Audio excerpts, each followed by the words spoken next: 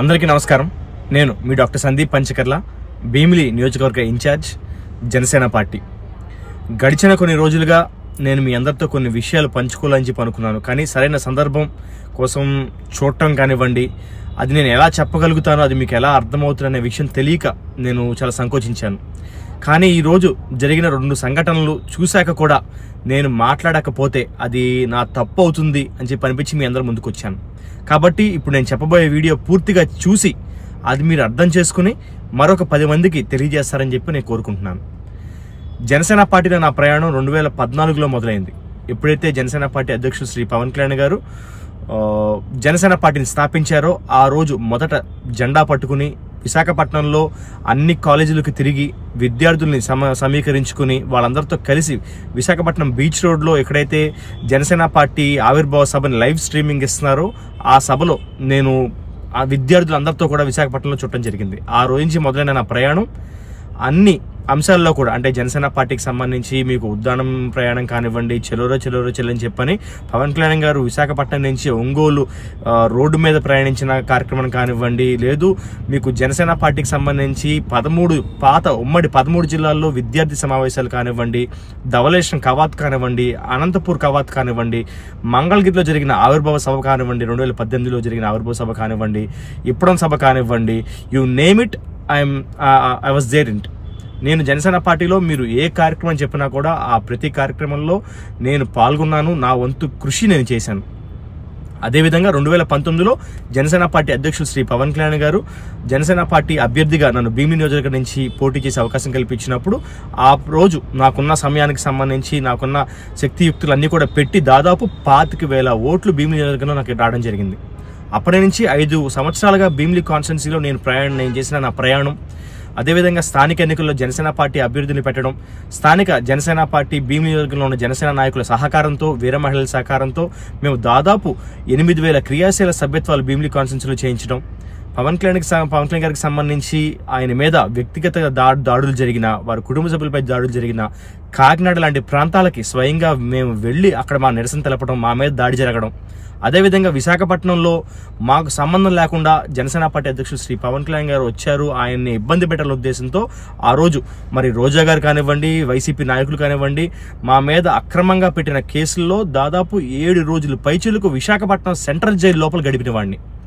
Central జైల్లో ఎంత మానసికంగా కానివ్వండి, శారీరకంగా కానీ నన్ను ఎంత బాధ పెట్టారో అది నా ఒక్కడికి తెలుసు. మరి ఇన్ని బాధలు పడి ఇన్ని కేసులు, ఈరోజు దాదాపు నా మీద 18 కేసులు ఉన్నాయి. నేను కూడా భీమిలి కాన్స్టిట్యున్సీ నుంచి నాకు టికెట్ వస్తే బాగుంటుందని చెప్పి నేను అనుకుంటున్నాను. కానీ ఈరోజు జరిగిన కొన్ని సంఘటనలు చూశాక మనం మాట్లాడకపోతే నా తప్పు అవుతుంది అని చెప్పి మేము మీ వద్దకు వచ్చాను. నేను చెప్పచ్చు, 10 ఏళ్లుగా జనసేన పార్టీ కోసం నేను కష్టపడ్డాను. 10 ఏళ్ల నా జీవితాన్ని 24 ఏళ్ల సంవత్సరంలో వచ్చిన వాడిని ఈరోజు 34 ఏళ్ల పాటు, 34 ఏళ్ల వయసు నాకు ఈరోజు 10 ఏళ్ల పాటు జనసేన పార్టీకి నేను కష్టపడానని చెప్పుకోవచ్చు. నా మీద 18 కేసులు వేయించుకున్నాను నేను చెప్పుకోవచ్చు. అదేవిధంగా 5 సంవత్సరాల పాటు భీమిలి కాన్స్టిట్యున్సీలో పనిచేశాను నేను చెప్పుకోవచ్చు. 8,000 క్రియాశీల సభ్యత్వాలు చేశానని చెప్పుకోవచ్చు. కానీ వీటన్నిటికంటే పవన్ కళ్యాణ్ గారి ఆశయం గొప్పది. ఈరోజు పవన్ కళ్యాణ్ గారి పైన జరుగుతున్న దాడిని చూశాక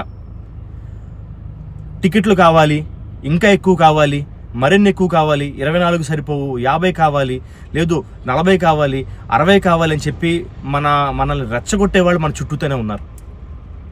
కానీ అధ్యక్షులు పవన్ కళ్యాణ్ గారు ఆయన ఎంత బాధ అనుభవిస్తున్నారు రాష్ట్రం కోసం, ఎన్ని త్యాగాలు చేశారు, ఎన్ని పోరాటాలు చేశారు, ఎన్ని మానసిక దాడులు ఎదుర్కొన్నారు, ఎంతమంది పవన్ కళ్యాణ్ గారి కుటుంబ సభ్యుల మీద దాడి చేశారు.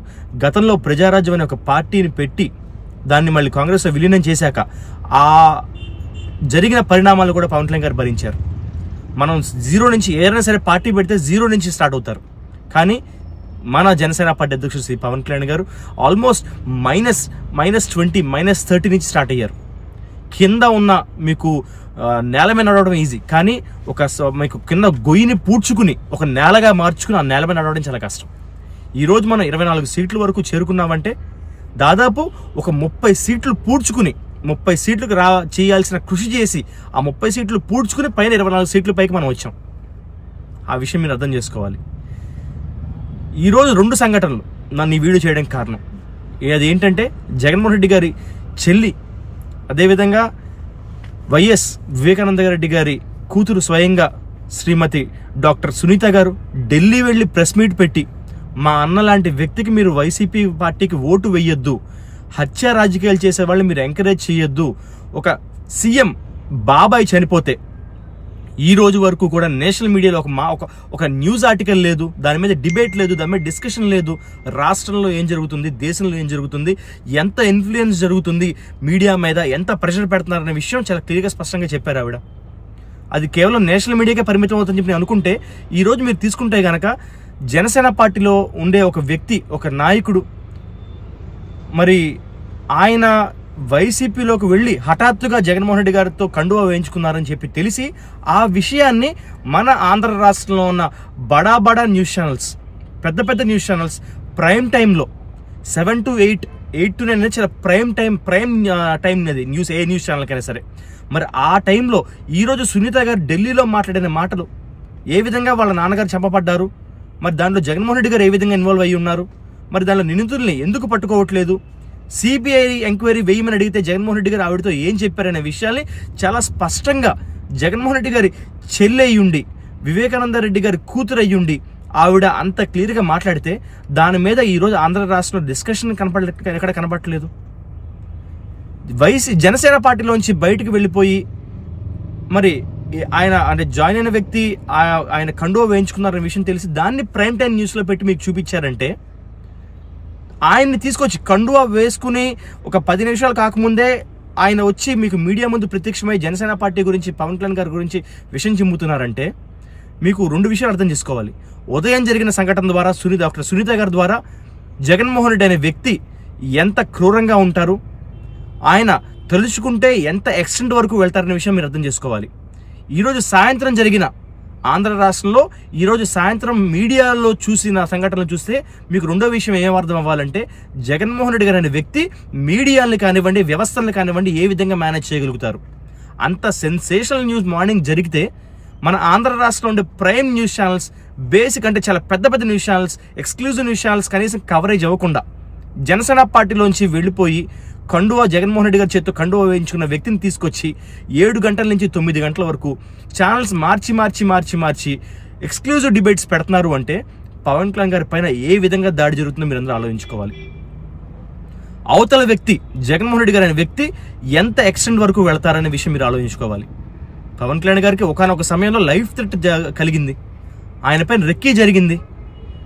ఈరోజు నాలాంటి యువత ఈ వీడియో చూస్తున్న మీరు గనక పవన్ కళ్యాణ్ గారు తీసుకున్న నిర్ణయాల కోసం నిలబడకపోతే రేపు రాబోయే తరాలకు మనం అందరం జవాబుదారీగా ఉంటాం. మనం పవన్ కళ్యాణ్ గారిని ఆ రోజు నిలబడలేకపోయామైనా బాధపడే రోజులు వస్తాయి.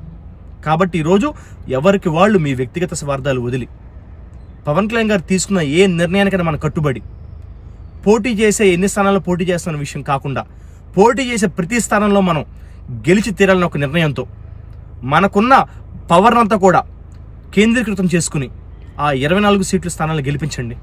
పవన్ కళ్యాణ్ గారు ఒక్క గొంతు ఉంటేనే అసెంబ్లీ దద్దరిల్లిపోతుంది, ఒక మీనింగ్ఫుల్ డిబేట్స్ జరుగుతాయి, మంచి స్టేబుల్ పాలసీస్ వస్తాయి, యువతకు ఉద్యోగాలు వస్తాయి. అలాంటిది పవన్ కళ్యాణ్ గారితో పాటు 24 మంది జనసేన పార్టీ నాయకుల గొంతు అసెంబ్లీలో వింటే మన భవిష్యత్తు మారిపోతుంది, మన తరతరాలు మారిపోతాయి. ఆంధ్రప్రదేశ్కి ఒక స్టేబుల్ గవర్నమెంట్ వస్తుంది.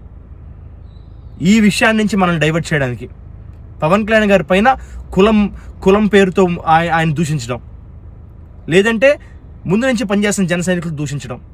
ఈరోజు నేను చెప్పాలంటే జనసేన పార్టీ కోసం నేను పనిచేసినంత, జనసేన పార్టీ కోసం నేను కష్టపడినంత, జనసేన పార్టీ కోసం నా మీద ఉన్న 18 కేసులు వేయించుకున్నంత ఉన్నవాడు ఉంటే నాతో డిబేట్ చేయండి. నేనే సిద్ధంగా ఉన్నాను. పవన్ కళ్యాణ్ గారు తీసుకున్న ఏ నిర్ణయానికైనా కట్టుబడి పవన్ కళ్యాణ్ గారితో నడవడానికి నేను సిద్ధంగా ఉన్నాను. 24 ఏళ్ల వయసు నుంచి ప్రారంభమైన జనసేన పార్టీతో నా ప్రయాణం నాకు ఊపిరినంత వరకు కూడా జనసేన పార్టీతోనే ముందుకు సాగుతుంది. మరి మీరు ఎంత టైం కేటాయించారు జనసేన పార్టీకి, ఎంత పని చేశారు జనసేన పార్టీకి, ఎంత కోల్పోయారు జనసేన పార్టీ కోసం మీరు చెప్పండి. నాకన్నా ఎక్కువ కోల్పోయి ఉంటే గనక, నాకన్నా ఎక్కువ కేసులు పెట్టించుకుంటే గనక, నాకన్నా ఎక్కువ సేవ చేసి ఉంటే గనక, నాకన్నా జనసేన పార్టీ కార్యక్రమాల మీద మించి మీరు గనక పాల్గొని ఉంటే గనక, ఆఖరికి నా పెళ్లి రోజును కూడా నేను పవన్ కళ్యాణ్ గారిని చూసి ఆయన స్టీల్ ప్లాంట్ కోసం చేసిన దీక్షల మద్దతు తెలిపి నేను పెళ్లిపేటలు ఎక్కాను. అంత పనిచేసిన వ్యక్తిని నేనే ఈరోజు పవన్ కళ్యాణ్ గారు తీసుకున్న నిర్ణయం కోసం కట్టుబడి పవన్ కళ్యాణ్ గారితో నడవడానికి సిద్ధంగా ఉన్నానంటే మీరు సిద్ధంగా ఉండరా? కాబట్టి దయచేసి ఇది చాలా క్రూషియల్ మూమెంట్. మనం పోటీ చేస్తుంది, యుద్ధం చేస్తుంది చిన్న వ్యక్తితో కాదు, నేషనల్ మీడియా నుంచి గల్లీలో ఉండే సోషల్ మీడియా వరకు ఇన్ఫ్లుయెన్స్ చేయగలిగే వ్యక్తిని. అది ఈరోజు సంఘటనలో మీకు ప్రూవ్ అయి ఉండాలి. కాబట్టి పవన్ కళ్యాణ్ గారు తీసుకున్న ఏ నిర్ణయానికైనా దయచేసి మనం కట్టుబడి ఉందాం. మనం పోటీ చేసే ప్రతి స్థానంలో గెలిచి పవన్ కళ్యాణ్ గారిని అసెంబ్లీలోకి పంపిద్దాం. ఇది కనీసం నా కోసమో మీకోసమో కాదు, ఆంధ్ర రాష్ట్ర భవిష్యత్తు కోసం, నా పిల్లల కోసం, మీ పిల్లల కోసం, రేపు రాబోయే తరాల కోసం. కాబట్టి పవన్ కళ్యాణ్ గారిని జరుగుతున్న దాడుల్ని మనమే తిప్పికొట్టాలి. I stand with Pawan Kalyan garu. మీరు నిలబడతారా లేదా అనేది ఈరోజు మీరు తీసుకున్న నిర్ణయం బట్టి ఉంటుంది. కాబట్టి డైవర్ట్ అవ్వద్దు, ఇన్ఫ్లుయెన్స్ అవ్వద్దు. ఆంధ్ర రాష్ట్రం గురించి ఆలోచించండి, జరిగిన తప్పుల గురించి ఆలోచించండి. మరొక 5 ఏళ్ళు జగన్మోహన్ రెడ్డిని భరించే సత్తా, జగన్మోహన్ రెడ్డిని భరించే శక్తి ఆంధ్ర రాష్ట్రానికి లేదు, మన భవిష్యత్తు తరాలకు లేదు. కాబట్టి మీరందరూ కూడా దయచేసి జనసేన పార్టీ అధ్యక్షులు శ్రీ పవన్ కళ్యాణ్ గారు తీసుకునే ఏ నిర్ణయానికైనా కట్టుబడి ఉండండి. జనసేన పార్టీ అధ్యక్షులు శ్రీ పవన్ కళ్యాణ్ గారు తీసుకునే ఏ అడుగుకైనా ఆయనతో పాటు కలిసి నడవండి. పవన్ కళ్యాణ్ గారిని ఎట్టి పరిస్థితుల్లో కూడా మనం కాపాడుకుని తీరాల్సిందే. అలాంటి నాయకుడు మళ్ళీ తర్వాత తరాల్లో వస్తాడు, అంతకుముందు తరాల్లో నేనైతే చూసాను కూడా నమ్మకం నాకు లేదు. కాబట్టి ఇప్పుడు ఈ రోజు పవన్ కళ్యాణ్ గారిని మనం ఎంతమంది కాపాడుకున్నాం, ఎంతమంది పవన్ కళ్యాణ్ గారితో పాటు నిలిచామనేది ఇంపార్టెంట్. కాబట్టి ప్రతి ఒక్కళ్ళు కూడా మీరు జరుగుతున్న వాస్తవాలు తెలుసుకోండి, కళ్ళు తెరవండి. వాడు చెప్పాడు, వీడు చెప్పాడు, ఇంకా పెరుగుంటే బాగుండేది, మీకు ఇమాజినేషన్లో బతకద్దు, రియాలిటీలోకి రండి.